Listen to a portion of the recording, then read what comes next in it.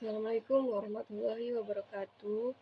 Saya Ramadona dari Universitas Bangka Belitung, jurusan Hukum. Di sini saya akan menjelaskan mengenai materi hukum internasional, yaitu tanggung jawab negara atau state responsibility. Seperti yang kita ketahui bahwa negara itu dia memiliki hak dan kewajiban sebagai subjek utama di dalam hukum internasional.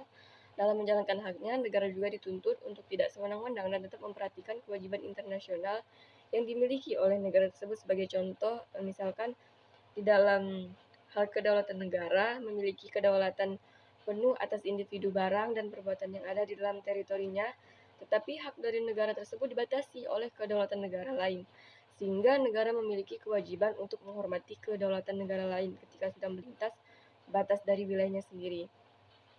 Selain itu, hukum internasional juga telah mengatur bahwa ketika negara menerapkan kedaulatannya, maka negara ini dilarang untuk menyalahgunakan kedaulatan yang sudah dimilikinya. Berdasarkan hal tersebut, maka tanggung jawab negara ini muncul karena ada suatu pemikiran bahwa tidak ada satu negara pun yang dapat menikmati haknya tanpa menghormati hak negara lain. Ketika suatu negara sudah melakukan pelanggaran terhadap hak dari negara lain, maka negara tersebut memiliki kewajiban untuk mempertanggungjawabkan tindakannya tersebut. Mengenai tanggung jawab negara ini, akan ada dua istilah yang akan sering digunakan, yaitu adalah injured state dan responsible state. Injured state ini mengacu pada negara yang dirugikan, kemudian responsible state digunakan untuk negara yang telah melakukan pelanggaran atau negara yang bertanggung jawab. Kedua istilah tersebut masing-masing mengacu pada negara yang mana, dan kemudian ini tepatnya digunakan untuk istilah yang mana. Injured state ini untuk negara yang dirugikan, sedangkan untuk responsible state untuk negara yang harus bertanggung jawab. Tanggung jawab negara ini muncul ketika negara telah melakukan suatu tindakan atau action, atau justru negara ini dia tidak melakukan sesuatu. Dalam hal ini dia bisa melakukan pengabaian ataupun kelalaian, yaitu adalah omission. Jadi untuk negara yang telah melakukan sesuatu, misalnya satu negara ini melanggar kedaulatan negara lain, hal ini sudah pasti akan menimbulkan pertanggungjawaban negara, yaitu contohnya misalkan negara tersebut melakukan penyerangan, dia bisa melakukan intervensi terhadap urusan internal dari negara lain. Sedangkan untuk contoh dari pengabaian atau omission ini akan menimbulkan pertanggungjawaban, sebagai contoh di dalam kasus Corfu Channel Case.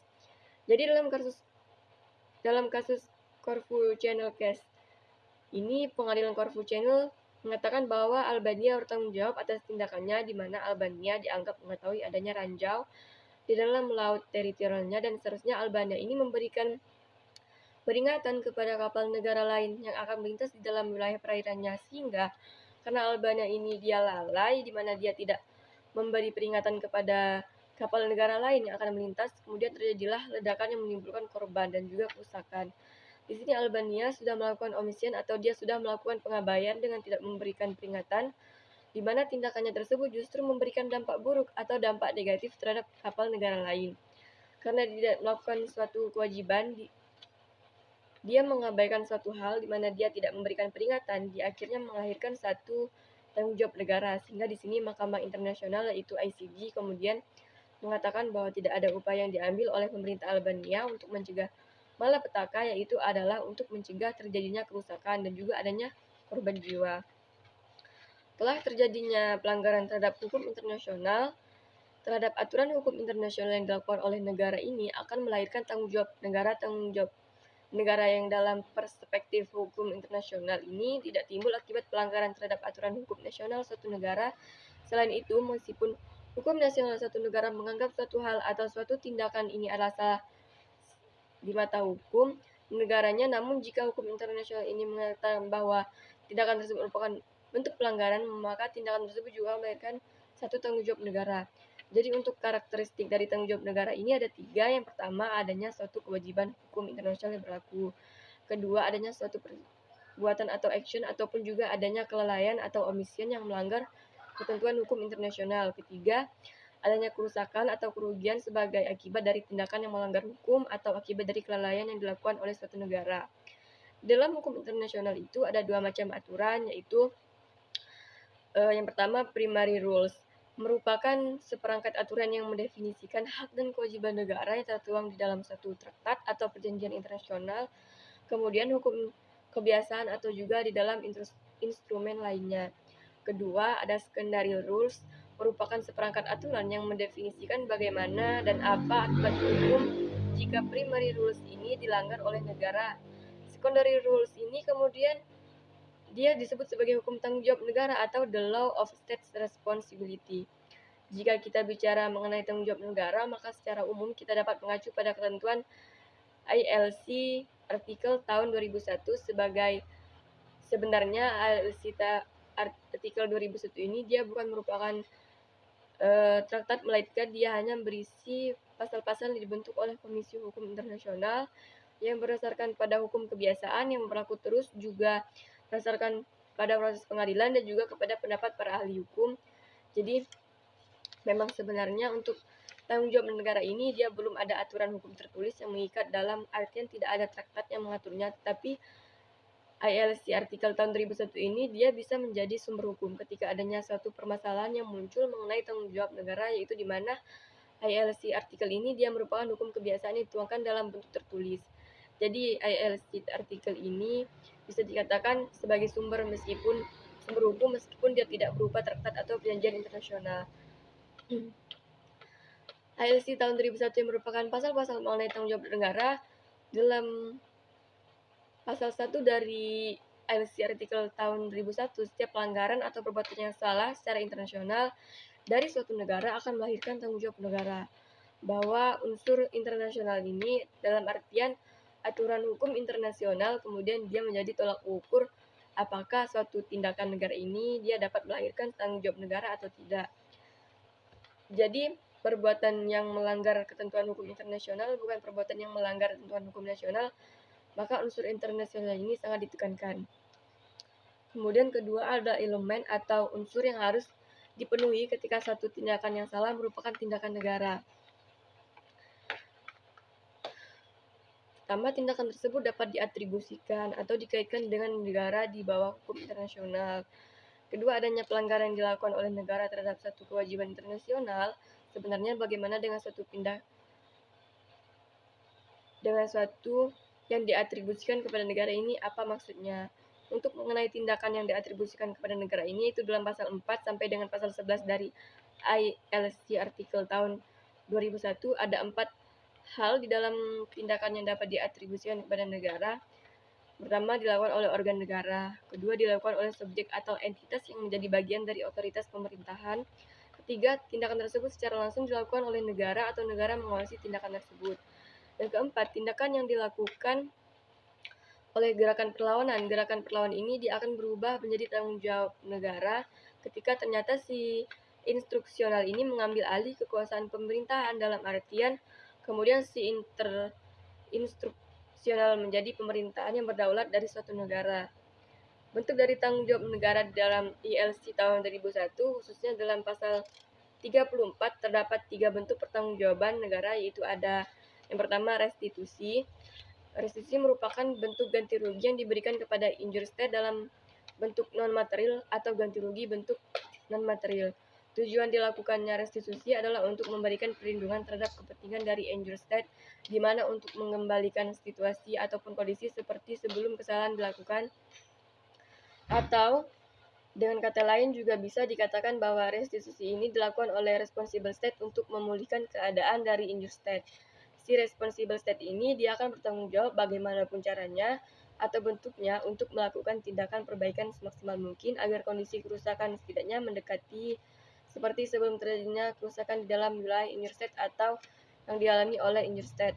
Untuk pengaturan mengenai restitusi ini bisa kita lihat di dalam pasal 35 ILC artikel tahun 2001.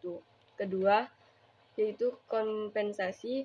Untuk kompensasi ini dia berbeda dengan restitusi. Jadi bentuk ganti rugi dalam kompensasi ini diberikan kepada injured state berupa material. Jika di dalam restitusi itu dia non material, untuk kompensasi ganti ruginya adalah dalam bentuk material.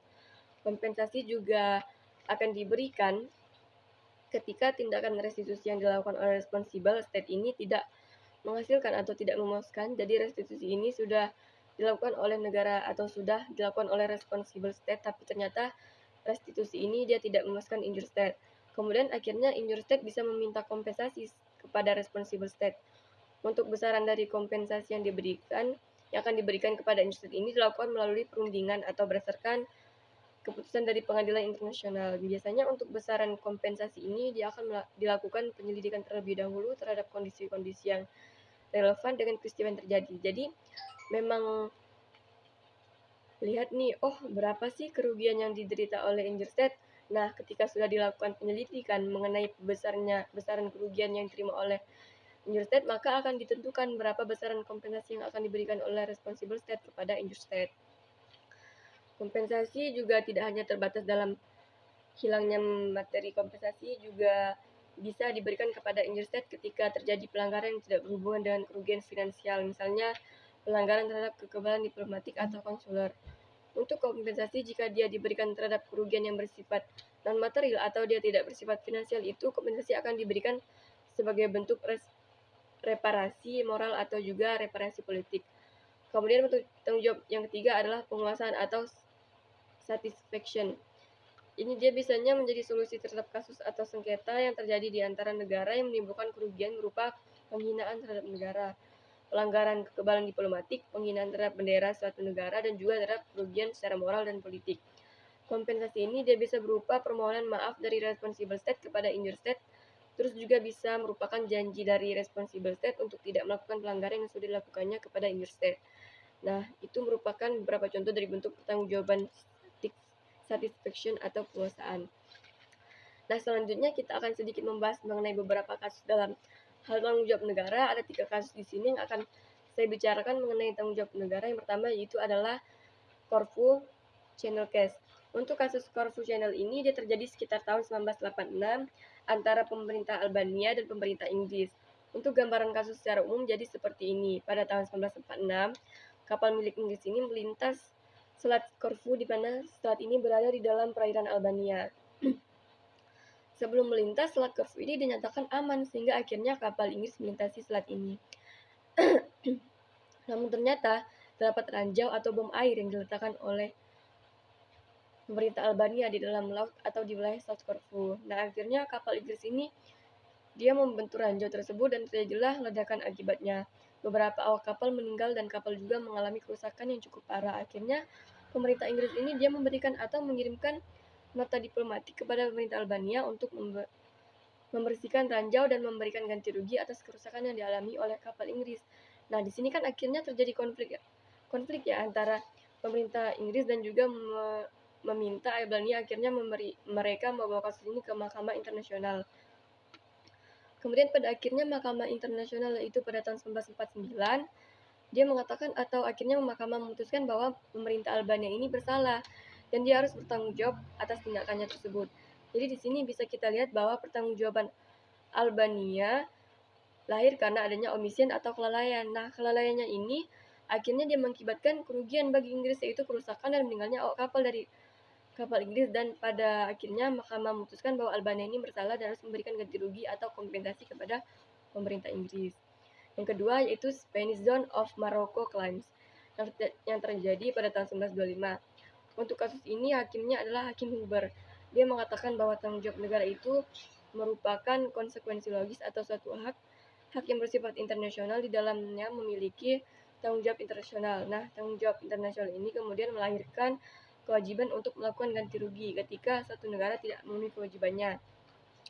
Itu tadi merupakan runtutan konsekuensi logis dari lahirnya tanggung jawab negara, di mana awalnya ada hak internasional, kemudian munculnya tanggung jawab negara. Itu merupakan pendapat dari Hakim Huber di dalam kasus Spanish Zone of Morocco Claims. Pendapat dari Hakim Huber ini sesuai dengan dasar dari lahirnya tanggung jawab negara, di mana seperti yang kita ketahui bahwa latar belakang lahirnya tanggung jawab negara bahwa adalah tidak ada suatu negara pun yang dapat menikmati haknya tanpa menghormati hak negara lain. Kemudian selanjutnya kasus yang ketiga yaitu adalah Trial Smelter Case terjadi pada tahun 1941. Jadi kasus ini terjadi antara pemerintah Kanada dengan Amerika Serikat. Untuk Trial Smelter Case ini mengenai pencemaran lingkungan yang dilakukan oleh sebuah pabrik yang berada di wilayah Kanada, di mana pabrik ini dia telah mencemari udara melalui asapnya dan juga merusak tanah serta tanaman di dalam Washington, Amerika Serikat. Nah, pengadilan atas kasus ini mengatakan atau memutuskan bahwa Kanada bersalah dan memiliki tanggung jawab terhadap pemerintah Amerika.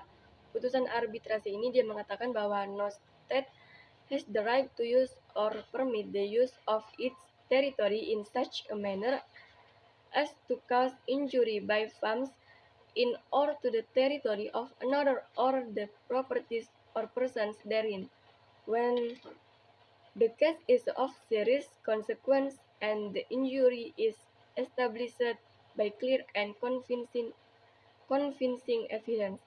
Jadi kesalahan Kanada di sini adalah dia membiarkan kerusakan lingkungan melalui asap dan kerusakan tanah ke wilayah negara lain itu, ke wilayah Washington, ke wilayah negara Amerika, yang mana sebenarnya kerusakan ini dilakukan oleh pabrik yang berada di wilayah negaranya, padahal sebenarnya hal itu kan tidak diperbolehkan, karena tindakan dari pabrik yang berada di wilayah Kanada ini sudah merugikan Amerika.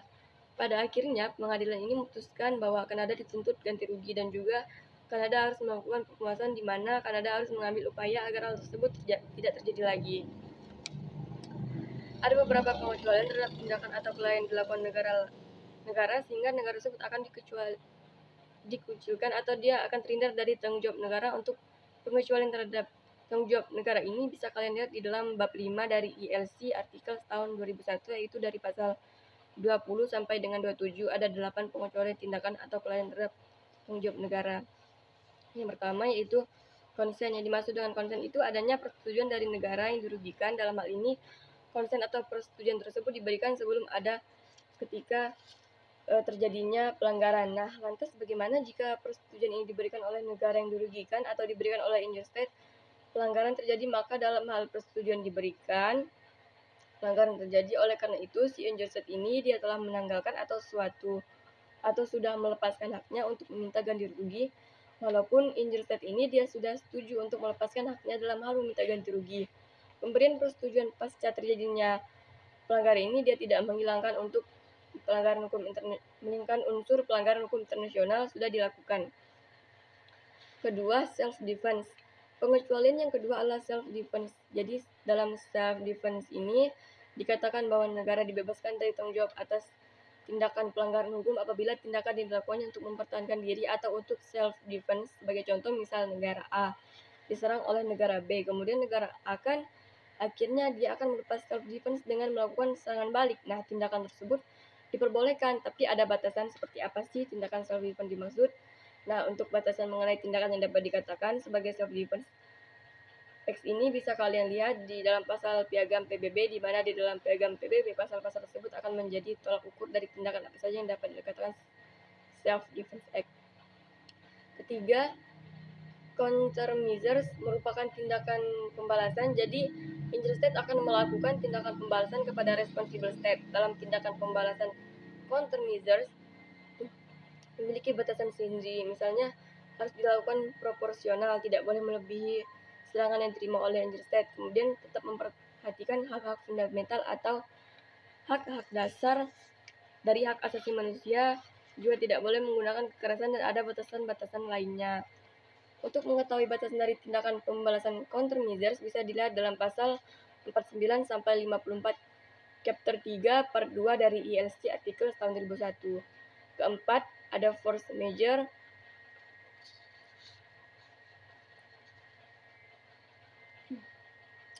Keadaan memaksa. Jadi negara akan dibebaskan dari tanggung jawab negara ketika terdapat kejadian yang tidak dapat diprediksi sebelumnya, di mana keadaan tersebut terjadi di luar pengawasan atau suatu negara, sehingga negara yang melakukan kesalahan ini tidak mampu memenuhi kewajibannya sebagai negara internasional, misalnya tsunami, wabah penyakit seperti halnya corona. Kelima, itu distress, keadaan yang berbahaya sehingga tindakan kesalahan tersebut harus dilakukan, karena jika tidak, tindakan kesalahan tersebut tidak dilakukan itu akan membahayakan responsible state. Keenam, necessity, yaitu perlu dilakukan oleh negara karena adanya alasan tertentu yang ada batasan-batasan yang harus diperhatikan. Doctrine of necessity mengatakan negara melakukan tindakan pelanggaran hukum karena menjadi satu-satunya cara untuk melindungi kepentingan vital negara tersebut.